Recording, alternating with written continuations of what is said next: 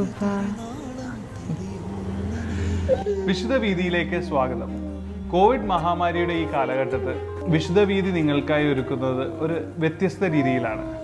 കുടുംബങ്ങളിൽ നിന്ന് കുടുംബങ്ങളിലേക്ക് എന്നുള്ള കോൺസെപ്റ്റ് ഇവിടെ യാഥാർത്ഥ്യമാകുകയാണ്. ഈ ഓൺലൈൻ സംവിധാനങ്ങൾ, കൊറോണ കാലത്താണ് ഏറ്റവും കൂടുതൽ ഓൺലൈൻ സംവിധാനങ്ങളൊക്കെ, അതിനുള്ള അവസരങ്ങളൊക്കെ ഒരുപാട് തുറന്നു കിട്ടിയത് അല്ലേ? നമ്മൾ വിശുദ്ധ വീതിയും ഇതുപോലെ ഓൺലൈൻ രീതിയിൽ നമ്മൾ ചെയ്യാനായിട്ട് നമ്മൾ ശ്രമിക്കാറുണ്ട് ഇത്തവണ. ആക്ച്വലി ഞങ്ങൾ ഈ കോവിഡ് സ്റ്റാർട്ട് ചെയ്യണതിന് തൊട്ട് മുമ്പായിരുന്നു, കോവിഡിൻ്റെ ആ ഒരു ടൈമിലായിരുന്നു എൽഡറി ഡെലിവറിയുടെ ടൈമിന് വേണ്ടി പ്രിപ്പയർ ചെയ്യുന്നത്. ഇപ്പോൾ ഞങ്ങളുടെ കൂടെ ഒരു അതിഥിയും കൂടിയുണ്ട്, ഞങ്ങളുടെ കിയാറ മോള്.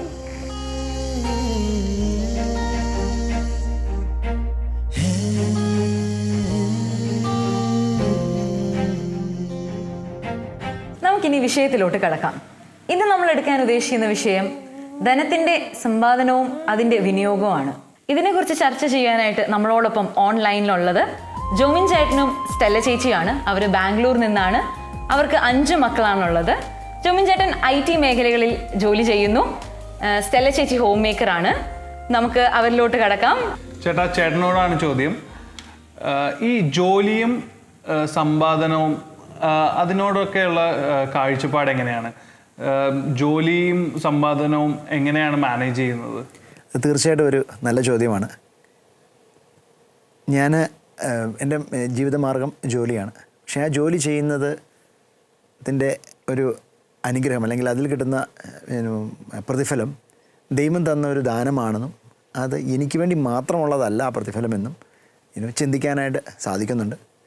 അത് മറ്റുള്ളവർക്ക് കൂടി അവകാശപ്പെട്ടതാണ്. എൻ്റെ ആവശ്യങ്ങൾക്ക് ശേഷം ഉള്ളത് മറ്റുള്ളവർക്ക് കൂടി അവകാശപ്പെട്ടതാണ് എന്നുള്ളൊരു വലിയ ബോധ്യമാണ് എന്നെ നയിക്കുന്നത്. അതൊന്നാമത്തെ കാര്യം.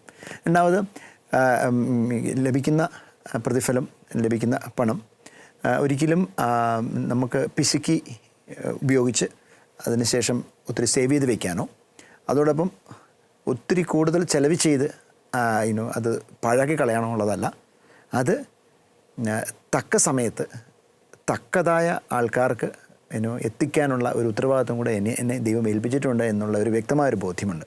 ദൈവഹിതത്തിന് വിധേയപ്പെട്ടുകൊണ്ട് മറ്റുള്ളവരെ സഹായിക്കാനായിട്ടും എനിക്ക് കിട്ടുന്ന പ്രതിഫലം ദൈവം തന്നതാണെന്ന് കൃത്യമായൊരു ബോധ്യത്തോടു കൂടി ചെയ്യാനായിട്ട് പലപ്പോഴും സാധിക്കുന്നുണ്ട്.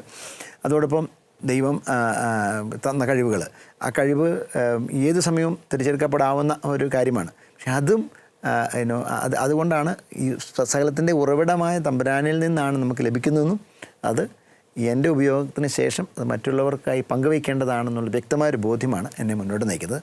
അതുകൊണ്ടാണ് ഈ ഒരു ധൂർത്തും ഈ പിശുകുമില്ലാതെ നമുക്ക് മുന്നോട്ട് പോകാനായിട്ട് സാധിക്കുന്നത്.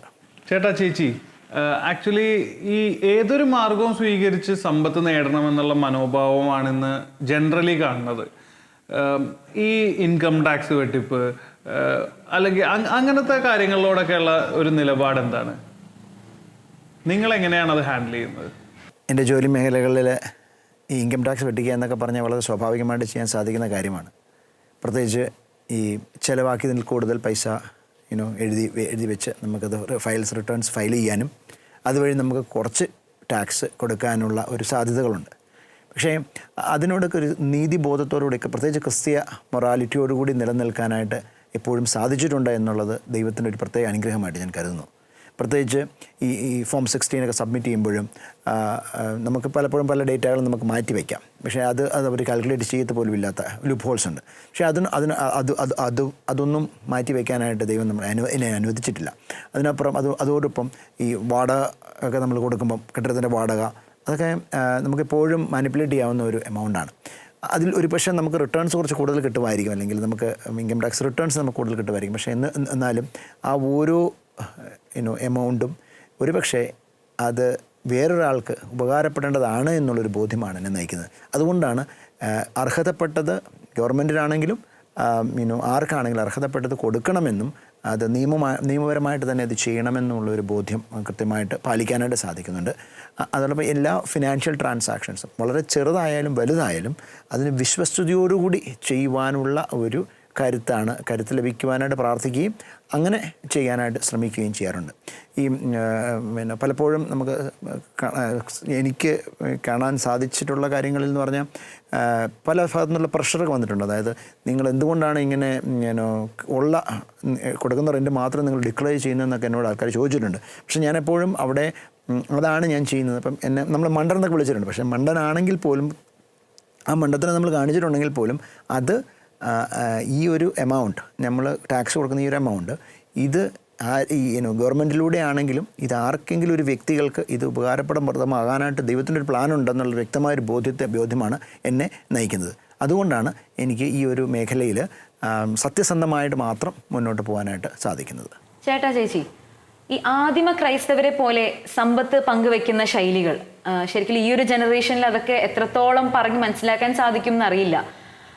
എങ്ങനെയാണ് ചേച്ചി മക്കളെ അതൊക്കെ ശീലിപ്പിക്കാനായിട്ട് ശ്രമിച്ചുകൊണ്ടിരിക്കുന്നതെന്ന് പറയാമോ? കുഞ്ഞുങ്ങൾക്ക് ഷെയറിങ്ങിനെ കുറിച്ച് എനിക്കൊന്ന് പറഞ്ഞു കൊടുക്കുന്നതിനെക്കാട്ടിലും നല്ലത് നമ്മളുടെ ജീവിതത്തിലൂടെ കാണിച്ചു കൊടുക്കുക നല്ലതെന്നാണ് പലപ്പോഴും തോന്നിയിട്ടുള്ളത്. അപ്പോൾ എന്ത് കാര്യമാണെങ്കിലും അവർക്കുള്ള ഒരു കാര്യം മറ്റുള്ളവരായിട്ട് ഷെയർ ചെയ്യുമ്പം അതിലൊരു പാർഷ്യാലിറ്റി കാണിക്കരുതെന്നും അതിലൊരു ഡിസ്ക്രിമിനേഷൻ പാവപ്പെട്ട ആളാണോ അല്ലെ വീട്ടിൽ ജോലിക്ക് വരുന്ന ആളാണോ അപ്പം നമുക്ക് പിന്നെ ഹൈ സ്റ്റാൻഡേർഡിൽ ജീവിക്കുന്ന ഒരാളാണോ അങ്ങനെ ഒരു ഡിസ്ക്രിമിനേഷനോടുകൂടി ഒരിക്കലും ഒരു കാര്യം ചെയ്യരുതെന്ന് പറഞ്ഞു കൊടുക്കാനായിട്ട് സാധിച്ചിട്ടുണ്ട്. സോ ഞങ്ങൾക്ക് കാണാൻ സാധിച്ചിട്ടുള്ളത് അവർ ആരാണെങ്കിലും ഒരിക്കലും പിന്നെ ആളുടെ മുഖം നോക്കി അവരൊരു പിന്നെ ഒന്നും ചെയ്യുന്നതായിട്ട് കാണാൻ സാധിച്ചിട്ടില്ല. അപ്പോൾ ആര് വീട്ടിൽ വന്നാലും ഏത് തരത്തിൽപ്പെട്ടവരാണേലും അവർ ഒരേ മെൻറ്റാലിറ്റിയോടുകൂടി അവർക്ക് വേണ്ടി എല്ലാ കാര്യങ്ങളും സെർവ് ചെയ്യുന്നതായിട്ടാണ് ഞങ്ങൾ കണ്ടിട്ടുള്ളത്. അതുപോലെ ഷെയർ ചെയ്യുകയാണെങ്കിലും നമ്മൾ പോലും അറിയാതെ പല കാര്യങ്ങളും അവർ പിന്നെ ഉള്ളത് മുഴുവൻ എടുത്തു കൊടുക്കുന്നതായിട്ടാണ് പലപ്പോഴും. എന്നാൽ പിന്നെ കുറച്ച് ഞങ്ങൾ മിച്ചം വെച്ചിട്ട് ബാക്കി മറ്റുള്ളവർക്ക് ഷെയർ ചെയ്യാം, അങ്ങനെ ഒരു മെൻറ്റാലിറ്റി അല്ല അവർക്കുള്ളത്. അവരെപ്പോഴും ചെയ്യുക പിന്നെ ഉള്ളത് മുഴുവൻ അവരുടെ കയ്യിൽ കൊള്ളുന്നത് എന്താണോ അങ്ങനെ അങ്ങ് എടുത്തു കൊടുക്കുന്ന ഒരു ഇതാണ് ഞങ്ങൾ കണ്ടിട്ടുള്ളത്. സമ്പാദിക്കുന്നതിനെ കുറിച്ച് പറയുമ്പോൾ എല്ലാവരും പറയും ഞാൻ ജോലി ചെയ്ത് കുഞ്ഞുങ്ങൾക്ക് വേണ്ടി സമ്പാദിച്ചു വയ്ക്കുന്നു. പക്ഷേ ഞങ്ങൾക്കുള്ള ഒരു ബോധ്യം എന്താണെന്നാൽ കുഞ്ഞുങ്ങളും നമ്മളെപ്പോലെ അല്ലെങ്കിൽ നമ്മളെക്കാട്ടിലും കൂടുതലും കഴിവുള്ളവരാണ്. അവർക്ക് ഒരു നല്ല വിദ്യാഭ്യാസം കൊടുക്കാൻ മാത്രമാണ് നമ്മളുടെ കടമയെന്ന് കൃത്യമായൊരു ബോധ്യമുണ്ട്. അല്ലാതെ രണ്ടുപേരും അല്ലെങ്കിൽ ജോലി ചെയ്ത് കിട്ടുന്നതിൻ്റെ വരുമാനം അവരുടെ ഇതിനു വേണ്ടി സേവ് ചെയ്ത് വെക്കുക അങ്ങനെ ഒരു ആവശ്യമില്ല എന്നുള്ളൊരു കൃത്യമായ ഒരു ബോധ്യം ഞങ്ങൾക്കുണ്ടായിട്ടുണ്ട്.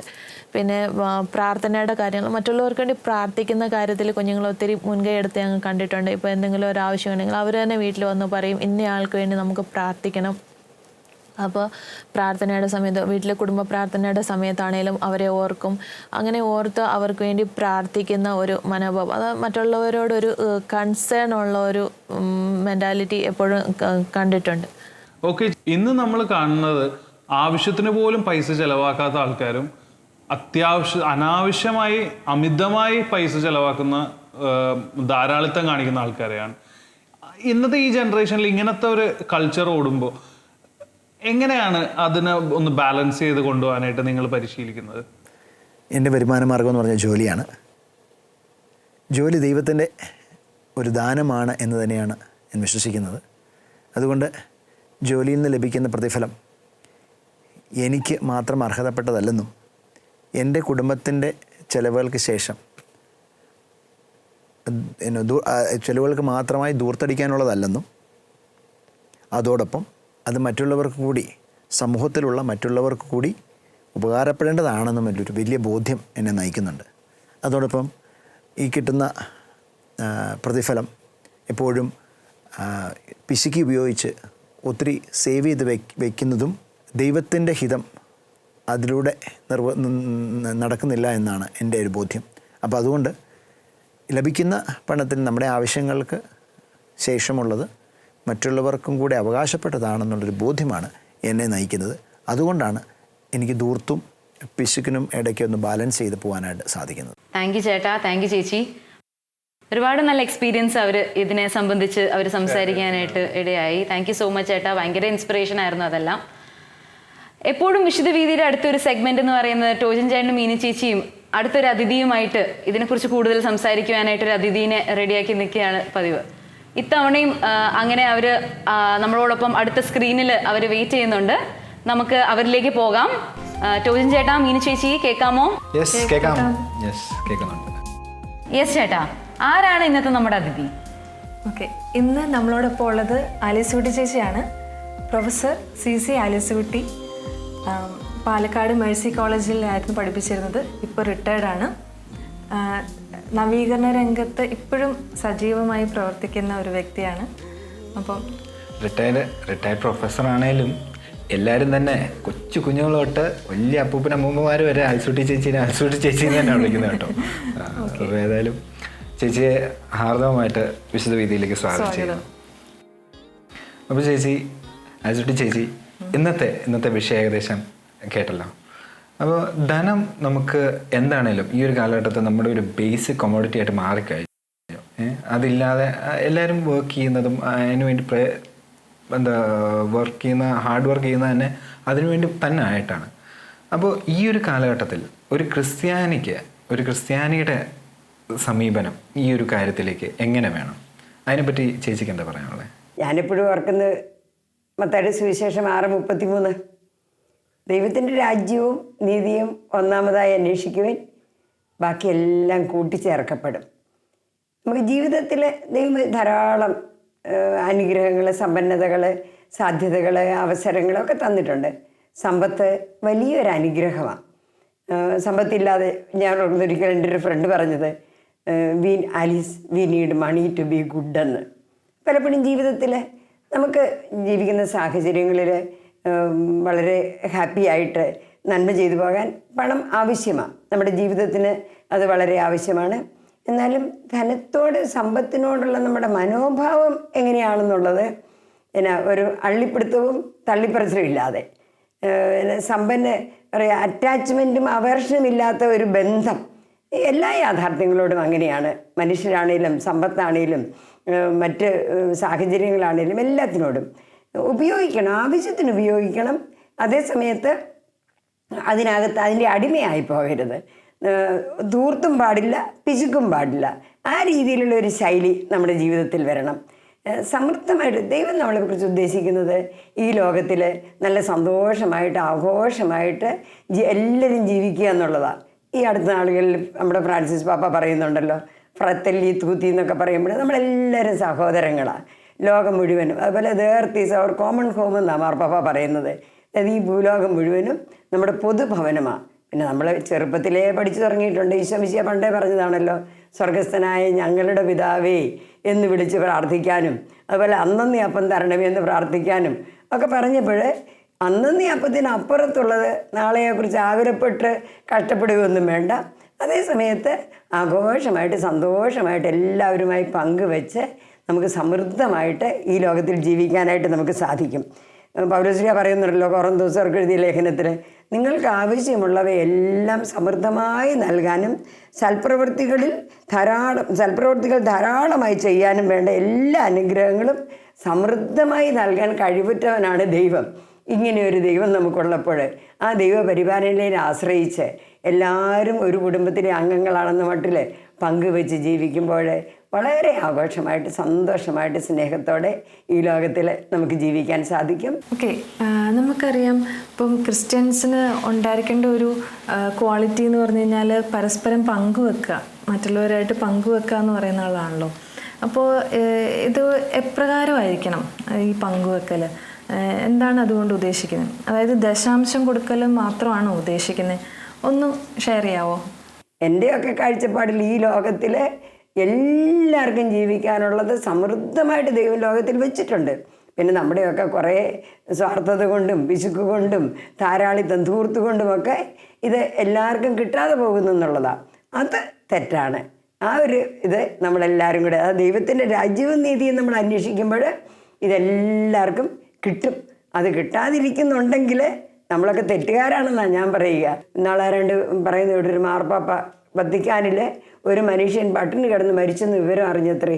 എന്നിട്ട് ഒരാഴ്ചത്തേക്ക് മാർപ്പാപ്പ കുർബാന ചൊല്ലിയില്ലെന്ന് എന്ന് പറഞ്ഞ് എൻ്റെ രാജ്യത്തിൽ ഈ വത്തിക്കാനിൽ ഒരാൾ പട്ടിണി കിടന്ന് മരിച്ചു എന്ന് പറയുന്നത് അത്ര വലിയൊരു തെറ്റായിട്ട് മാർപ്പാപ്പയ്ക്ക് മനസ്സിലായി. ഇതുപോലുള്ളൊരു തിരിച്ചറിവിലേക്കും ഒരു ബോധ്യത്തിലേക്കും ഒരു ശൈലിയിലേക്കും നമ്മുടെ കുടുംബങ്ങൾ നമ്മളെല്ലാവരും ഒന്നിച്ച് വളരണം. ആരോ പറഞ്ഞ് ഞാൻ ഓർക്കുന്നുണ്ട്, ദാരിദ്ര്യം നിലനിൽക്കുന്ന ഒരു സമൂഹത്തിൽ ഒരാൾ സമ്പന്നനായിട്ട് ജീവിക്കുകയാണെങ്കിൽ അയാൾ ചാവുദോഷത്തിലാണ് ജീവിക്കുന്നതെന്ന്.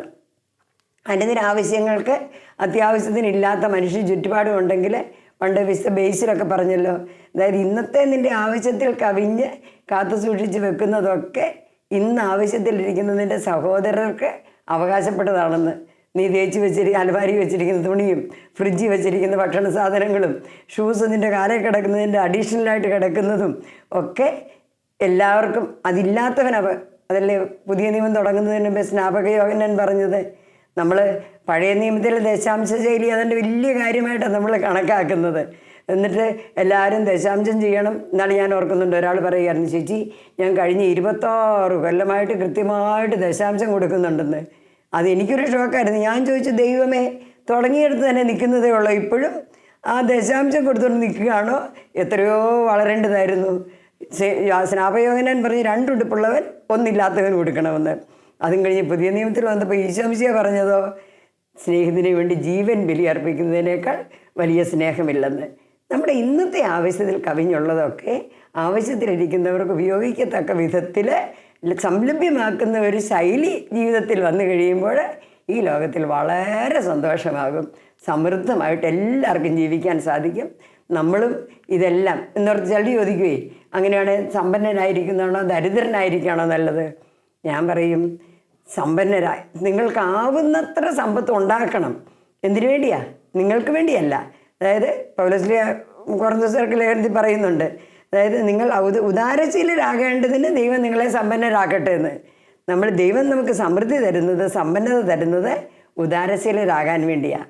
ഈ ഒരു സത്യമൊക്കെ നമ്മൾ മനസ്സിലാക്കിക്കൊണ്ട് നമ്മൾ ജീവിച്ചു തുടങ്ങുമ്പോൾ ഈ ലോകം ദൈവരാജ്യമാകും, എല്ലാവരും ദൈവമക്കളാകും. ഫ്രത്തേലി തൂത്തി, നമ്മളെല്ലാവരും സഹോദരരെ. ഈ പ്രപഞ്ചം, ഈ ലോകം നമ്മുടെ ദൈവത്തിൻ്റെ സമ്മാനം, നമ്മുടെ കോമൺ ഹോം, നമ്മുടെ പൊതുഭവനം, ഇവിടെയുള്ള സമൃദ്ധി മുഴുവനും എല്ലാവർക്കും ഒരുപോലെ ആഘോഷമായിട്ട് ജീവിക്കാനുള്ളതാണ്. ആ ഒരു മനോഭാവത്തിലേക്ക് നമ്മൾ വളരണമെന്നാണ് എൻ്റെ അഭിപ്രായം. ബൈബിളിലൊരു കോട്ടിങ് വെച്ചിട്ട് ഞാൻ പറയാണ്, ഇത് കഠിനമാണ്, ഇത് നമ്മളെ കൊണ്ടൊക്കെ കൂട്ടിയാൽ കൂടുമോ? ഇത് കഠിനമാണ്, നമ്മളെ കൊണ്ട് കൂട്ടിയാൽ കൂടില്ല എന്ന് പറഞ്ഞാൽ മനുഷ്യൻ്റെ ആഗ്രഹമോ പ്രയത്നമോ അല്ല, ദൈവത്തിൻ്റെ കൃപയാണ് എല്ലാറ്റിൻ്റെയും അടിസ്ഥാനം എന്നുള്ളത് നമുക്കറിയാമല്ലോ. അതുപോലെ ഫിലിപ്പിയർക്കെല്ലാം എന്ത് പറയുന്നുണ്ട് 4:19, എൻ്റെ ദൈവം തൻ്റെ മഹത്വത്തിൻ്റെ സമ്പന്നതയിൽ നിന്ന് യേശു ക്രിസ്തു വഴി നിങ്ങൾക്ക് ആവശ്യമുള്ളതെല്ലാം പ്രദാനം ചെയ്യും. പിന്നെ ഈശോ പറഞ്ഞ വാചകമുണ്ടല്ലോ, വിശുദ്ധ ലിഖിതമോ ദൈവത്തിൻ്റെ ശക്തിയോ അറിയാത്തത് കൊണ്ടല്ലേ നിങ്ങൾക്ക് തെറ്റുപറ്റുന്നത്. വിശുദ്ധ ലിഖിതം ശരിക്കും നമ്മൾ അറിയുകയും ദൈവത്തിൻ്റെ ശക്തി അതിൽ എത്ര പ്രവർത്തനക്ഷമമാണെന്ന് മനസ്സിലാക്കുകയും ചെയ്താൽ എന്താ കഠിനം. മാതാവിന് മംഗളവാർത്തയിൽ ഈശോയെ സ്വീകരിച്ച് ഈ ലോകത്തിന് വേണ്ടി രക്ഷകനെ പ്രദാനം ചെയ്യുക കഠിനമല്ലായിരുന്നോ? ഗബ്രിയേൽ മാലാഖ പറഞ്ഞു, ദൈവത്തിന് ഒരു കാര്യവും അസാധ്യമല്ല. ഒരു കാര്യവും അല്ലാത്ത എല്ലാത്തിനും തയ്യാറായ, എല്ലാം നമുക്ക് സമൃദ്ധമായി നൽകാൻ കഴിവുറ്റവനായ ഒരു ദൈവം നമ്മോട് കൂടിയുള്ളപ്പോൾ അസാധ്യമായിട്ടൊന്നുമില്ല. ഈശോ പറഞ്ഞല്ലോ, യോഹന്നാന്റെ സുവിശേഷം 14-ാം അധ്യായം നമ്മൾ വായിക്കുന്നുണ്ട്. അതായത് എന്നിൽ വിശ്വസിക്കുന്നവർ ഞാൻ ചെയ്തതും അതിനേക്കാൾ വലുതുമായ കാര്യങ്ങൾ ചെയ്യുമെന്ന്. പിന്നെ യേശുക്രിസ്തു നമ്മളിൽ ഉണ്ടെന്ന് 2 കൊരിന്ത്യർ 13:5 നമുക്ക് അറിയാവുന്നതാണല്ലോ. യേശുക്രിസ്തു നിങ്ങളിലുണ്ടെന്ന് നിങ്ങൾക്ക് ബോധ്യമായിട്ടില്ലേ? ഇല്ലെങ്കിൽ നിങ്ങൾ വിശ്വാസത്തിൻ്റെ പരീക്ഷയിൽ തോറ്റുപോയി എന്ന്. യേശുക്രിസ്തു നമ്മളിലുണ്ടെന്ന് ബോധ്യമുള്ള ആൾക്ക് ഈ ഭൂലോകത്തിൽ കഠിനമായിട്ട് എന്തെങ്കിലും ഉണ്ടോ? ഒന്നും അസാധ്യമല്ല. പണ്ട് ലെനിൻ പറഞ്ഞെന്ന് കേട്ടിട്ടുണ്ട്, ഫ്രാൻസിസ് അസീസിയെ പോലെ 10 പേരെ തരൂ, ഈ ഭൂലോകത്തെ മുഴുവൻ എത്രയും വേഗം ഞാൻ കമ്മ്യൂണിസ്റ്റ് ആക്കി തരാമെന്ന്. നമ്മൾ ഇത്രയും പേര്, ഇന്ന് എത്രയോ പേരുണ്ട് അതുപോലെ തീഷ്ണതയുള്ളവർ. നിങ്ങൾ ഓരോ കുടുംബവും അതുപോലെ അങ്ങോട്ട് ജീവിക്കാൻ തുടങ്ങിയാൽ ഈ ലോകം ദൈവരാജ്യമായി തീരും. എൻ്റെ ജീവിതത്തിൽ എനിക്കുള്ളതെല്ലാം, എനിക്കുള്ളതെല്ലാം എല്ലാവരുടേതാണെന്ന് എനിക്ക് നല്ല ബോധ്യമുണ്ട്. ഞാൻ വീട്ടിൽ വീതം വെക്കുന്ന കാര്യം പറഞ്ഞപ്പോൾ ഞാൻ പറഞ്ഞു എനിക്ക് വേണ്ട, ഞാൻ വീട്ടിൽ വീതമൊന്നും വെച്ചിട്ടില്ല. പിന്നെ എന്നെ സംബന്ധിച്ച് ഞാനുമായി ബന്ധപ്പെട്ട ആരെവിടെ എപ്പോൾ ആവശ്യത്തിലിരിക്കുന്ന ആൾക്കാർ വന്നാലും എൻ്റെ കയ്യിലുള്ളതും പിന്നെ ഞാൻ കണ്ടുമുട്ടുന്ന ആരുടെ പോക്കറ്റ് അടിച്ചും ഞാൻ അവരുടെ ആവശ്യങ്ങളിൽ എന്തെങ്കിലും ചെയ്യാറുണ്ട്. ഇന്ന് വരെ ഞാനുമായി ബന്ധപ്പെട്ട സാഹചര്യങ്ങളിൽ ഒരാൾ വിഷമിക്കേണ്ടി വന്നിട്ടില്ലെന്നുള്ളതാണ് എല്ലാ തരത്തിലും. അത് എനിക്ക് വളരെ സന്തോഷമാണ്. ആ ഒരു പങ്കുവയ്ക്കൽ ഏതാണ്ട് ത്യാഗമായിട്ടോ ഏതാണ്ട് കഷ്ടപ്പാടൊന്നുമല്ല. ഞാനത് really I enjoy my life എന്ന് പറഞ്ഞാൽ ആ ഒരു ദൈവത്തിൻ്റെ ഒരു പങ്കുവയ്ക്കൽ ഞാൻ ജീവിക്കുന്ന സാഹചര്യങ്ങളിലൊക്കെ ധാരാളം മെറ്റീരിയലായിട്ടും അറിവാണേലും സമയമാണേലും ഒക്കെ ചെയ്യാനുള്ള സാധ്യതകൾ എനിക്ക് ധാരാളം കിട്ടുന്നുണ്ട്. അതിലൊക്കെ ഞാൻ ഒത്തിരിയേറെ സന്തോഷിക്കുകയും ചെയ്യുന്നുണ്ട്. Thank you very much Sudhi ചേച്ചി. തീർച്ചയായും ഈ വാക്കുകളും ഇതെല്ലാവർക്കും ഒരു ഇൻസ്പിറേഷൻ ആകട്ടെ.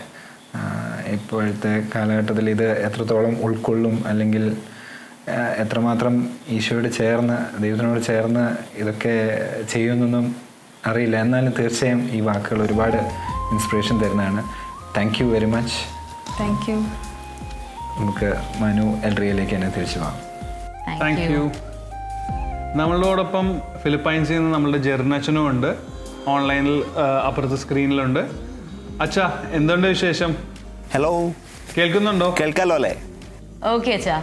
അപ്പോൾ നമ്മൾ കുറേ നാളിലത്തെ ഗ്യാപ്പിന് ശേഷം വീണ്ടും നമ്മൾ റീസ്റ്റാർട്ട് ചെയ്യുകയാണ് നമ്മുടെ ഷൂട്ടിംഗ് ഒക്കെ. അപ്പോൾ എല്ലാവർക്കും ഈശോ മിശിഹായ്ക്ക് സ്തുതിയായിരിക്കട്ടെ. അച്ഛൻ നമ്മുടെ വിഷയം കേട്ടിരുന്നു ഞങ്ങൾ വിശ്വസിക്കുന്നു. അച്ഛൻ എന്താണ് ഈ വിഷയത്തിനോട് അച്ഛൻ എന്ത് കോൺട്രിബ്യൂട്ട് ചെയ്യാനുള്ളതെന്ന് പറയാമോ? നമുക്ക് ആദ്യം തന്നെ ഈശോ എന്താണ് ഇതിനെപ്പറ്റി കൃത്യമായിട്ട് ബൈബിളിൽ പറഞ്ഞേക്ക് നോക്കാം. മത്തായിയുടെ സുവിശേഷം 19-ാം അധ്യായത്തിൽ ഒരു ചെറുപ്പക്കാരനായ ധനികൻ ഈശോയെ കാണാൻ വരുന്നുണ്ട്.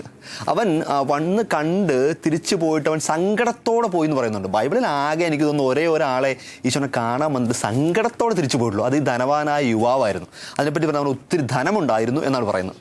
അപ്പോൾ എന്തുകൊണ്ട് അങ്ങനെ സംഭവിച്ചു? അതിനുശേഷം ഈശോ പറയുന്ന ഒരു മനോഹരമായൊരു സ്റ്റേറ്റ്മെൻ്റ് ഉണ്ട്. ധനവാൻ സ്വർഗരാജ്യത്തിൽ പ്രവേശിക്കുന്നതിനേക്കാൾ എത്രയോ എളുപ്പമാണ് ഒട്ടകം സൂചിക്കുഴയിലൂടെ കടന്നു പോകുന്നതെന്ന്. അത് കേൾക്കുമ്പോൾ തന്നെ നമുക്ക് പെട്ടെന്ന് തോന്നും, എന്നാൽ പിന്നെ ജീവിതത്തിൽ ധനവാന്മാർ സ്വർഗത്തിൽ കയറാൻ പോകുന്നില്ല എന്ന്. അങ്ങനെ ദൈവം ഒരു അടച്ചാക്ഷേപിക്കുന്ന സ്റ്റേറ്റ്മെൻറ്റ് ഈശോ പറയുമോ? ഒരിക്കലും പറയില്ല. അപ്പോൾ അതിന് വേറൊരു അർത്ഥമുണ്ടെന്ന് ഉറപ്പാണ്. ഈ സൂചിക്കുഴ എന്ന് പറയുന്നത് ശരിക്കും ഒരു പ്രയോഗമാണ്, ഒരു സ്ഥലത്തിൻ്റെ പേരും കൂടിയാണ്. ഒരു പക്ഷേ നിങ്ങൾ കേട്ടിട്ടുണ്ടായിരിക്കും എവിടെയെങ്കിലൊക്കെ.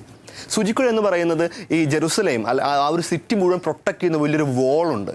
അപ്പോൾ ആ വലിയൊരു വോൾ, ഒരു മെയിൻ ഗേറ്റ് ഒക്കെ ഉണ്ട്. അത് രാജകീയമായ എല്ലാവരും പ്രവേശിക്കുന്ന, എല്ലാവരും കയറി വരുന്ന വലിയ ഗേറ്റ്, ഇപ്പോൾ ഫോറിനേഴ്സിനൊക്കെ വരാൻ പറ്റുന്ന അവിടെ ചെക്ക് പോയിന്റ്സ് ഒക്കെ കാണും. അതല്ലാതെ തന്നെ ഈ വലിയ കോട്ടയുടെ അരികുകളിലൊക്കെയായി ചെറിയ ചെറിയ വാതിലുകളുണ്ട്, മിനി ഗേറ്റുകളുണ്ട്, നാരോ ഗേറ്റുകൾ. ചില എമർജൻസി സിറ്റുവേഷൻസിലൊക്കെ കയറാനും ഇറങ്ങാനും ഒക്കെ ഉപയോഗിക്കുന്ന എമർജൻസി ഗേറ്റുകളുണ്ട്. അങ്ങോട്ട് കയറണമെങ്കിൽ നമ്മൾ കുഞ്ഞു ഗേറ്റ് ആയതുകൊണ്ട് ഉറപ്പായിട്ടും വലിയ മൃഗങ്ങൾക്ക്, പ്രത്യേകിച്ച് അന്ന് ഒട്ടകം ഒരു പ്രധാനപ്പെട്ട ഒരു മീഡിയം ഓഫ് ട്രാൻസ്പോർട്ടേഷൻ ആയിരുന്നല്ലോ, സാധനങ്ങൾ. അപ്പോൾ ഒട്ടകത്തിന് പുറത്ത് സാധനം കയറ്റി വന്നാൽ ഒരിക്കലും ഒട്ടകത്തിന് അങ്ങനെ കയറി പോകും. മനുഷ്യൻ തന്നെ കഷ്ടപ്പെട്ട് വേണം കയറി പോകാനായിട്ട്. കയറി പോകണമെങ്കിൽ തന്നെ പുറത്ത് വെച്ചേക്കുന്ന ബാക്ക് പാക്സും എല്ലാ സാധനവും ഊരി താഴെ വെച്ച് കുനിഞ്ഞ് കയറണം. അതുകൊണ്ട് ഒരു നാരോ ഗേറ്റ് എന്ന് തന്നെ പറയുന്നത്. അപ്പോൾ ഒരിക്കലും ഒട്ടകത്തിന് സാധനമൊക്കെ വെച്ച് വലിയ ഹച്ച് ബാക്കൊക്കെ വെച്ച് ഒരിക്കലും അകത്ത് കയറി പോകാൻ പറ്റില്ല. അതുകൊണ്ടാണ് ഈശോ പറഞ്ഞത് കുനിഞ്ഞ് കഷ്ടപ്പെട്ട് ഒത്തിരി പ്രയത്നിച്ചാൽ മാത്രം അകത്തേക്ക് ആ ഗേറ്റിൽ കൂടി കയറാൻ പറ്റത്തുള്ളൂ. ഇത് തന്നെയാണ് ധനവാന്മാർക്കുള്ള പോസിബിലിറ്റിയും. ധനം നിങ്ങളുടെ പുറകിൽ ഒത്തിരി പാണ്ടക്കെട്ടുകളൊക്കെ ആയിട്ടും ഒത്തിരി സാധനങ്ങളൊക്കെ ആയിട്ടും പൊസഷൻസ് ഒക്കെ ആയിട്ട് തൂങ്ങിക്കിടക്കുന്നുണ്ടെങ്കിൽ അവർക്ക് ഒരിക്കലും കയറി പോകാൻ പറ്റത്തില്ല. മറിച്ച് അതൊക്കെ ഒന്ന് താഴെ വെച്ചിട്ട് സാധാരണക്കാരനായിട്ട് കുനിഞ്ഞകത്തോട്ട് ഉറപ്പായിട്ട് കയറി പോകാം. അപ്പോൾ ധനവാന്മാർക്കും സ്വർഗത്തിൽ പോകാം, ധനമുള്ളവർക്കും സ്വർഗത്തിൽ പോകാം. ധനം മോശമായൊരു സാധനമേ അല്ലല്ലോ. ധനം മോശമായ പാപമായ സാധനമാണെങ്കിൽ എന്തിനാണ് കാണിക്കവഞ്ചികൾ ആരാധന സ്ഥലങ്ങളിൽ വെച്ചിരിക്കുന്നത്? അവിടെ നമ്മൾ എന്തിനാണ് ഈ ധനം തന്നെ ദൈവത്തിന് നേർച്ചയായിട്ടിരുന്നത്? നല്ല കാര്യം, നല്ല സാധനമായതുകൊണ്ട് തന്നെയാണ്. അതുകൊണ്ട് തന്നെ എങ്ങനെ വിവേകപൂർവ്വം ഈ ധനത്തെ ഉപയോഗിക്കാം എന്നത് മാത്രമാണ് ഈശോ നമുക്ക് ഓർമ്മപ്പെടുത്തിരുന്ന കാര്യം. എത്രയോ ധനവാന്മാർ, എത്രയോ രാജാക്കന്മാർ, രാജ്ഞിമാർ, ലക്ഷപ്രഭുക്കൾ അവരുടെ ധനം ഏറ്റവും മനോഹരമായിട്ട് ഉപയോഗിച്ചത് കൊണ്ട് തന്നെ സ്വർഗ്ഗരാജ്യത്തിൽ എത്തിച്ചേർന്നു. പക്ഷേ ഓൺ ദ അതർ സൈഡ് 3-4 ധനവാന്മാരെ പറ്റി ബൈബിൾ കൃത്യമായിട്ട് പറയുന്നുണ്ടല്ലോ. കഷ്ടപ്പെട്ടു പോയ ചില ധനവാന്മാർ. ഒന്നാമത് ധനവാനും ലാസറുമായിട്ട് ബന്ധപ്പെട്ട ധനവാനെ പറ്റി പറയുന്നുണ്ട്. ആ ധനവാനെ പറ്റി പറയുന്നത് അവൻ്റെ പ്രശ്നം എന്തായിരുന്നു? അവൻ പങ്കുവെച്ചില്ല, ലാസറിനെ പരിഗണിച്ചില്ല, പങ്കുവെച്ചില്ല, അവനുണ്ടായിരുന്നു. അതുകൊണ്ട് അവൻ നരകത്തിലേക്ക് പോയി, ഒന്നാമത്തവൻ. രണ്ടാമത് ധനവാനെ പറ്റി പറയുന്നത് ഭോഷനായ ധനവാനെന്നാണ്. ആ പേരിൽ തന്നെയുണ്ട് അവൻ ഭോഷനാണ്, മണ്ടനാണെന്നുള്ളത്. കാരണം എന്താ? അവന് ഒത്തിരി ധനം വന്നു, ഒത്തിരി സാധന സാമഗ്രികൾ വന്നു. അപ്പോൾ അവൻ പറയുകയാണ്, ഞാൻ കൂടുതൽ അറപ്പുറകൾ പണിത് ഇതെല്ലാം തലമുറകളോളം ജീവിക്കാൻ വേണ്ടി സേവ് ചെയ്യും. അവിടെ അവന് പറ്റിയതെന്താ? അവൻ പങ്കുവെച്ചില്ല. അപ്പോഴും അവനെപ്പറ്റിയാണ് ദൈവം പറഞ്ഞത്, ഭോഷനായ ധനിക, ഇന്ന് നിന്റെ ആത്മാവിനെ ആവശ്യപ്പെട്ടാൽ എന്ത് ചെയ്യും? നീ ഉണ്ടാക്കിയതൊന്നും ചുമന്നുകൊണ്ട് പോകാൻ പറ്റത്തില്ലല്ലോ. മൂന്നാമത്തെ ആള് നമ്മുടെ പ്രിയപ്പെട്ട യൂദാസാണ്. പാവം പെട്ടുപോയ യൂദാസാണ്. യൂദാസ് ദൈവത്തിനൊപ്പം ഈശോടൊപ്പം നടന്നിട്ട് പോലും പണം അവനെ പറ്റിച്ചു കളഞ്ഞു. ഈ പണത്തിന് ഇങ്ങനത്തെ ഒരു പ്രശ്നമുണ്ട്. ചില സമയത്ത് പണം മനുഷ്യനെ പറ്റിച്ചു കളയും. ഈ മഹാനായ വിൻസെൻ്റ് ചർച്ചിൽ പറഞ്ഞിരിക്കുന്ന മനോഹരമായ അദ്ദേഹത്തിൻ്റെ ലൈഫിൽ ഒരു അനുഭവമുണ്ട്. നല്ല രസകരമായ അനുഭവമാണ്. ഇപ്രകാരമാണ്. വിൻസെൻ്റ് ചർച്ചിൽ ഒരു ദിവസം അദ്ദേഹം BBC പ്രശസ്തമായ സ്റ്റുഡിയോയിലേക്ക് ഇൻ്റർവ്യൂവിന് പോവുകയാണ്. അപ്പോൾ അദ്ദേഹം ഒരു ടാക്സി വിളിച്ചാണ് പോയത്. ടാക്സിക്കാരന് അവിടെ ചെന്നപ്പോൾ പുള്ളി പറഞ്ഞു 40 മിനിറ്റ് വെയിറ്റ് ചെയ്യാവോ, എനിക്കൊരു ഇൻ്റർവ്യൂ ഉണ്ട്. അപ്പോൾ വിൻസെൻ്റ് ചർച്ചിലിനെ കണ്ടു കഴിഞ്ഞാൽ ചർച്ചിലിനെ കണ്ടാൽ മനസ്സിലാവുന്നൊരു അറ്റയറിലായിരുന്നില്ല. അപ്പോൾ യാത്ര ചെയ്ത് ചർച്ചിലാണെന്ന് ആ ഡ്രൈവർക്ക് മനസ്സിലായിട്ടില്ല. അപ്പോൾ ഡ്രൈവർ വളരെ സ്ട്രോങ് ആയിട്ട് തന്നെ പറഞ്ഞു, സോറി സാർ, എനിക്ക് സമയമില്ല, എനിക്ക് വീട്ടിൽ ചെന്നിട്ട് വിൻസ്റ്റൺ ചർച്ചിലിൻ്റെ ഇൻ്റർവ്യൂ ഇന്ന് BBC ലൈവായിട്ട് ടെലികാസ്റ്റ് ചെയ്യുന്നുണ്ട്, എനിക്കത് കാണാൻ വേണ്ടി പോകണം. അപ്പോൾ ചർച്ചിൽ ഭയങ്കര സന്തോഷമായി. ദൈവമേ, എന്നെപ്പറ്റി ഇത്രയും സാധാരണക്കാർ പോലും എൻ്റെ പ്രസംഗമൊക്കെ കേൾക്കാൻ ഇഷ്ടപ്പെടുന്നുണ്ടല്ലോ. അപ്പോൾ ചർച്ചിൽ വളരെ ആത്മശബ്ദത്തോടെ പോക്കറ്റിൽ 10 പൗണ്ട് എടുത്ത് ഡ്രൈവർക്ക് കൊടുത്തു പറഞ്ഞു വിടാൻ വേണ്ടി. 10 പൗണ്ട് കണ്ടപ്പോൾ ഡ്രൈവറിൻ്റെ കണ്ണ് ചിമ്മി. ഡ്രൈവർ പറയാണ്, സാർ 40 മിനിറ്റ് അല്ല സാർ, 1 മണിക്കൂറോ 2 മണിക്കൂറോ സാറിന് വേണ്ടി ഞാൻ വെയിറ്റ് ചെയ്യും. Let Vincent Churchill go to hell. അവൻ എവിടെയെങ്കിലും പോയി നശിക്കട്ടെ. ഇത് ചർച്ചിലാകെ ഞെട്ടിപ്പോയി. ചർച്ചിൽ പിന്നീട് ടോക്കിൽ തന്നെ പറയുകയാണ്, പണം എല്ലാവരെയും ഒരു നിമിഷം കൊണ്ട് മാറ്റിമറിക്കാം. യുദ്ധങ്ങൾ ഉണ്ടായിരിക്കുന്ന പണത്തിന് വേണ്ടിയാണ്, സഹോദരങ്ങൾ അങ്ങോട്ടും ഇങ്ങോട്ടും കൊന്നു തള്ളിയിരിക്കുന്ന പണത്തിന് വേണ്ടിയാണ്, കുടുംബ ബന്ധങ്ങൾ തകർന്നിരിക്കുന്ന പണത്തിന് വേണ്ടിയാണ്, മാനുഷികമായ ബന്ധങ്ങൾ, ഭാര്യാഭർത്തൃ ബന്ധങ്ങൾ പോലും അകന്നു പോയിരിക്കുന്ന പണത്തിൻ്റെ പേരിലാണ്. അതുകൊണ്ട് ഇതൊന്ന് നന്നായിട്ട് ബോധപൂർവം നമ്മൾ ഉപയോഗിക്കാൻ പഠിക്കേണ്ടിയിരിക്കുന്നു. വളരെ ചെറുതായ കുറച്ച് പ്രാക്ടിക്കൽ സജഷൻസ് മാത്രം ഇതുമായിട്ട് ബന്ധപ്പെട്ട് ഞാൻ പങ്കുവെക്കാനായിട്ട് ആഗ്രഹിക്കുകയാണ്. ഒന്ന്, അത് പ്രത്യേകിച്ച് ദമ്പതിമാർ തമ്മിലും പ്രത്യേകിച്ച് മക്കളുടെ മുൻപിലും ഒക്കെ മക്കൾക്കൊക്കെ പറഞ്ഞു കൊടുക്കേണ്ട കാര്യങ്ങളുമാണ്. ഒന്നാമത്തെ കാര്യം, ധനം സമ്പാദിക്കുക എന്നുള്ളതല്ല നമ്മുടെ ജീവിത ലക്ഷ്യം. എങ്ങനെയും കുറെ പണം സമ്പാദിക്കുക, അത് വെച്ച് ആഘോഷിക്കുക എന്നുള്ളതല്ല നമ്മുടെ ജീവിത ലക്ഷ്യം. അത് നമ്മുടെ ജീവിതത്തിനുള്ള ഒരു ജീവിതം മനോഹരമാക്കാനുള്ളൊരു മാർഗം മാത്രമാണ് പണം സമ്പാദിക്കുക, അത് ബോധപൂർവ്വം ഉപയോഗിക്കുക. അതുകൊണ്ട് മക്കൾക്കും നമ്മൾ കൃത്യമായിട്ട് പറഞ്ഞു കൊടുക്കണം. രണ്ടാമത്തെ കാര്യം, പണത്തിൻ്റെ ഉപയോഗമാണ്. അത് ആഡംബരവും ആവരുത്, പിശുക്കുമാവരുത്, ധൂർത്തുമാവരുത്, പിശുക്കുമാവരുത്. നമ്മൾ ഉപയോഗിക്കാത്ത ഒരു വാക്കുണ്ട് ഇപ്പം, മിതവ്യയം. പണ്ട് കുഞ്ഞുനാളിൽ സ്കൂളിൽ പഠിച്ചതാണ്, ഇപ്പം അത് പറഞ്ഞു പോലും കേൾക്കാറില്ല വാക്കുകളൊന്നും. അതായത് ഏറ്റവും മനോഹരമായിട്ട് മിതവ്യയം നടത്താൻ, ഏറ്റവും നന്നായിട്ട് ആവശ്യങ്ങൾക്ക് വേണ്ടി മാത്രം ഉപയോഗിക്കാനുള്ളതാണ് പണമെന്ന് മക്കളെ കൃത്യമായിട്ട് പറഞ്ഞ് പഠിപ്പിച്ചു കൊടുക്കണം. മൂന്നാമത്തെ കാര്യം, പണം കൊണ്ട് വരുത്താവുന്ന വലിയൊരു തെറ്റ് ചെറുപ്പം മുതൽ തന്നെ കുഞ്ഞുങ്ങൾക്ക് വീട്ടിൽ കൊടുക്കാതിരിക്കുക. ഒന്ന്, കൈക്കൂലി കൊടുത്ത് എന്തും സാധിക്കാം, അല്ലെ പണം കൊടുത്ത് എന്തും വാങ്ങാം. പ്രത്യേകിച്ച് മക്കൾക്ക് അഡ്മിഷൻ, അവരുടെ കാര്യങ്ങളൊക്കെ പണം കൊടുത്ത് സാധിക്കാം എന്നൊരു തെറ്റിദ്ധാരണ ദയവ് ചെയ്ത് നിങ്ങളുടെ മക്കൾക്ക് നിങ്ങൾ ചെറുപ്പത്തിൽ തന്നെ കൊടുക്കരുത് വീട്ടിൽ. അടുത്തതായിട്ട് നമ്മൾ പഠിക്കേണ്ടത് പങ്കുവയ്പ്പാണ്. ഈ പണവുമായിട്ട് ബന്ധപ്പെട്ട് പണം പങ്കുവയ്ക്കപ്പെടാനുള്ളതാണ്. നമ്മൾ 10% കൊടുക്കുക എന്നൊക്കെ പറയുന്ന സാധനം ഉണ്ടല്ലോ, 10 മുഴുവതും കൊടുക്കാൻ തന്നെ വീട്ടിലൊക്കെ കുഞ്ഞുങ്ങളെ പ്രേരിപ്പിക്കണം. പാവങ്ങൾക്ക് പങ്കുവയ്ക്കപ്പെടാനുള്ളതാണ് നമ്മുടെ പണമെന്ന് അവരൊക്കെ ചെറുപ്പത്തിൽ മുതൽ പറഞ്ഞ് മനസ്സിലാക്കി കൊടുക്കണം. അടുത്ത വളരെ പ്രധാനപ്പെട്ട കാര്യം, ദൈവപരിപാലന എന്താണെന്ന് മക്കൾക്ക് പറഞ്ഞു കൊടുക്കണം. ദൈവമാണിത് തരുന്നത് നമുക്ക്. God is the provider. നമ്മളിത് ശരിക്കും യൂസ് ചെയ്യുന്ന മാത്രമേ, നമുക്ക് ആവശ്യമുള്ളത് കർത്താവ് സമയത്ത് തന്നുകൊള്ളും എന്നൊരു ചെറിയ പാഠം ബാല്യം മുതൽ. അതുകൊണ്ട് ചെറുപ്പത്തിൽ തന്നെ കുഞ്ഞുങ്ങളെ പറഞ്ഞ് പഠിപ്പിക്കണം, ദൈവമേ തരണമേ, ദൈവമേ നീ തരണമേ എന്ന്, ദൈവമാണ് തരുന്നവൻ എന്ന് കുഞ്ഞുങ്ങളെ നമ്മൾ നന്നായിട്ട് പറഞ്ഞ് പഠിപ്പിക്കണം. അതുപോലെ തന്നെ മക്കളെ കൊടുക്കേണ്ട മറ്റൊരു നല്ലൊരു ശീലമാണ് സിംപ്ലിസിറ്റി ഓഫ് ലൈഫ്. അത്യാവശ്യ കാര്യങ്ങൾ കൊണ്ട് മാത്രം ജീവിക്കാനായിട്ട് അവരെ നന്നായിട്ട് നിങ്ങൾ പഠിപ്പിക്കണം. അതുമായിട്ട് ബന്ധപ്പെട്ട ഒരു പ്രാക്ടിക്കൽ സജഷൻസ് കൂടി പറഞ്ഞിട്ട് ഞാൻ അവസാനിപ്പിക്കണം. അതാണ്, നമുക്ക് വീട്ടിൽ ആവശ്യം, അത്യാവശ്യം, അനാവശ്യം എന്താണെന്ന് അത് മക്കളെ കൃത്യമായിട്ട് ബോധ്യപ്പെടുത്തി കൊടുക്കണം. അത് വീട്ടിൽ തന്നെ മാതാപിതാക്കൾ അവരുടെ ജീവിതത്തിലൂടെ തന്നെ ബോധ്യപ്പെടുത്തി കൊടുക്കണം. നിങ്ങളുടെ വീട്ടിലെ ഷോക്കേസിലോ അല്ലെങ്കിൽ മുറികളിലൊക്കെ സൂചിക്കുന്ന കുറേ സാധനങ്ങളുണ്ടല്ലോ, നമുക്ക് ഒരു ആവശ്യമില്ലാത്ത, പ്രത്യേകിച്ച് സമ്മാനം കിട്ടിയ ഡിന്നർ സെറ്റ്, പല വസ്ത്രങ്ങൾ, പല അടിപൊളി സാധനങ്ങൾ, ഇതൊക്കെ വർഷങ്ങളായിട്ട് ഉപയോഗിക്കാതിരിക്കുക. ചിലപ്പോൾ ഷോക്കേസിലിരുന്ന് ശരിക്കും പറഞ്ഞാൽ അത് പൊടി പിടിച്ച് പോയിട്ടുണ്ടായിരിക്കും. ആ സമയം നമ്മുടെ അയൽവക്കത്തൊരു വീട്ടിൽ നല്ല ചായ കുടിക്കാൻ നല്ലൊരു ഗ്ലാസ് പോലും കാണത്തില്ല, ഉപയോഗിക്കാൻ നല്ലൊരു പാത്രം പോലും കാണത്തില്ല, ഇട്ടുകൊണ്ട് പോകാൻ നല്ല ഉടുപ്പ് പോലും കാണത്തില്ല. പ്രിയപ്പെട്ടവരെ, അധികമായിരിക്കുന്നതെല്ലാം നിൻ്റെതല്ല എന്ന് പഴയ വിശുദ്ധം പറഞ്ഞ് ഓർക്കുന്നുണ്ടല്ലോ നിങ്ങളുടെ കയ്യിൽ. അതുകൊണ്ട് ഈ ടോക്കൊക്കെ കഴിയുമ്പോൾ നിങ്ങൾ തിരിച്ചു പോകും, നിങ്ങളുടെ ഈ പ്രോഗ്രാമൊക്കെ കഴിഞ്ഞ് നിങ്ങൾ ഇരിക്കുമ്പോഴത്തേക്ക് ദയവ് ചെയ്ത് നിങ്ങളൊരു ചെക്ക് ലിസ്റ്റ് ഉണ്ടാക്കാവോ. ആവശ്യം, അത്യാവശ്യം, അനാവശ്യം. ആവശ്യമില്ലാത്ത സാധനങ്ങളൊക്കെ എടുത്തൊന്ന് കൂട്ടിവെച്ച് നോക്കി പങ്കുവെക്ക് പ്രിയപ്പെട്ടവരെ. നിങ്ങൾക്ക് പുണ്യം കിട്ടും, നിങ്ങൾ സ്വർഗത്തിൽ നിക്ഷേപം കൂട്ടും. അല്ലാതെ നമ്മൾ ഈ ഭൂമിയിൽ മുഴുവൻ നിക്ഷേപം കൂട്ടിയിട്ട് സ്വർഗത്തിലെ നിക്ഷേപം സീറോ ബാലൻസ് ആയി പോയി കഴിഞ്ഞാൽ എന്തൊരവസ്ഥയാണ്. പണം കൊണ്ടും നമുക്ക് വിശുദ്ധരാവാം, പണം കൊണ്ടും നമുക്ക് സ്വർഗത്തിൽ പോവാം. പണം ബോധപൂർവ്വം ഉപയോഗിച്ച് കഴിഞ്ഞാൽ കുടുംബം മുഴുവൻ വിശുദ്ധിയിലേക്ക് എത്തുമെന്ന് ഒരു സംശയമില്ല. അപ്പോൾ നമുക്ക് ഈ ഒരു കൃപയ്ക്ക് വേണ്ടി, ഇതൊരു വലിയ കൃപയാണ്, ഇതൊരു വലിയൊരു ജ്ഞാനമാണ് സ്വർഗത്തിൻ്റെ. നമുക്കതിനു വേണ്ടി ഒരു നിമിഷം ഒന്ന് പ്രാർത്ഥിക്കാം. എല്ലാവരും ഒന്ന് കുടുംബം മുഴുവൻ ചേർന്ന് നിന്ന് പ്രാർത്ഥിക്കട്ടെ ഒരു കൃപയ്ക്ക് വേണ്ടി. കർത്താവായ ദൈവമേ, ഞങ്ങൾ ഒന്നേരം നന്ദി പറയുന്നു. പ്രത്യേകിച്ച് ഞങ്ങളുടെ കുടുംബത്തിൽ നൽകിയ എല്ലാ അനുഗ്രഹങ്ങൾക്കും, മെറ്റീരിയൽ പൊസഷൻസ് പ്രത്യേകിച്ച് ഞങ്ങൾക്ക് കിട്ടിയ ധനം, ഞങ്ങൾക്ക് കിട്ടിയ സാധനങ്ങൾ എല്ലാം നന്ദിയോടെ ഞങ്ങൾ സമർപ്പിക്കുന്നു. നീ തന്നതാണല്ല, ഞങ്ങൾ നന്ദിയോടെ തന്നെ സ്വീകരിക്കുന്നു. കർത്താവെ, ഏറ്റവും ബോധപൂർവ്വം അത് ഉപയോഗിക്കാൻ, ജ്ഞാനപൂർവ്വം ഉപയോഗിക്കാനുള്ള കൃപ കൂടി ഞങ്ങൾക്ക് തരണമേ. പ്രത്യേകിച്ച് ഈശോ ഈ നിമിഷം സാമ്പത്തികമായി ബുദ്ധിമുട്ടുന്ന എല്ലാ സഹോദരങ്ങളെയും ഒരുപോലെ ഞങ്ങൾ ഓർത്ത് പ്രാർത്ഥിക്കുന്നു. ഈശോയെ, ആവശ്യമുള്ളതെല്ലാം അന്നന്ന് വേണ്ടുന്ന ആഹാരം ഞങ്ങൾക്ക് നൽകി അനുഗ്രഹിക്കുമെന്ന് സ്വർഗം തന്ന ഉറപ്പിനോർത്ത് നന്ദി പറഞ്ഞുകൂടി ഞങ്ങൾ പ്രാർത്ഥിക്കുന്നു. ഒന്ന് ചേർന്ന് നമുക്ക് പരിശുദ്ധ അമ്മയ്ക്കൊപ്പം നിന്ന് ഈശോമിശിഹായുടെ ആശീർവാദം സ്വീകരിക്കാം. നമ്മുടെ കർത്താവ് ഈശോമിശിഹായുടെ കൃപയും പിതാവായ ദൈവത്തിൻ്റെ സ്നേഹവും പരിശുദ്ധാത്മാവിൻ്റെ സഹവാസവും പരിശുദ്ധ അമ്മയുടെയും സ്വർഗം മുഴുവൻ്റെയും മാധ്യസ്ഥവും സംരക്ഷണം ഉണ്ടാവട്ടെ, ഇപ്പോഴും എപ്പോഴും എന്നേക്കും. ആമേൻ. ഈശോമിശിഹായ്ക്ക് സ്തുതിയായിരിക്കട്ടെ. പ്രിയപ്പെട്ടവരെ, മറക്കരുത്, ഇപ്പം തന്നെ പറ്റുമെങ്കിൽ ആവശ്യം, അത്യാവശ്യം, അനാവശ്യം ചെക്ക് ലിസ്റ്റ് എടുത്തിട്ട് സാധനങ്ങളൊക്കെ എടുത്ത് മേശപ്പുറത്തേക്കും തറയിലേക്ക് വിടുക. ഒത്തിരി കാണും, കൊടുക്കുക, സ്വർഗം സ്വന്തമാക്കുക. ആമേൻ. താങ്ക് യു അച്ഛാ. ഈ ടോപ്പിക്കിനെ കുറിച്ച് നിങ്ങൾക്ക് എന്തെങ്കിലും ഇനിയും സംശയങ്ങൾ ഉണ്ടെങ്കിൽ ഏഞ്ചൽ സാമിയുടെ ഓഫീസ് നമ്പറുമായി ബന്ധപ്പെടുക. വിളിക്കേണ്ട നമ്പർ 0484-255-9313 അല്ലെങ്കിൽ മെയിൽ അയക്കേണ്ടത് info@angelsami.in. വിശുദ്ധ വീതിയുടെ മറ്റൊരു എപ്പിസോഡിനായി നമ്മൾക്ക് കാത്തിരിക്കാം. Until then, good bye.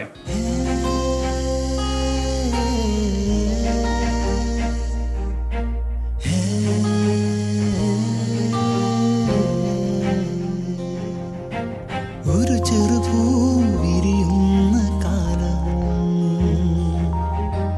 ഒരു തിരിനാളം തെളിയുന്ന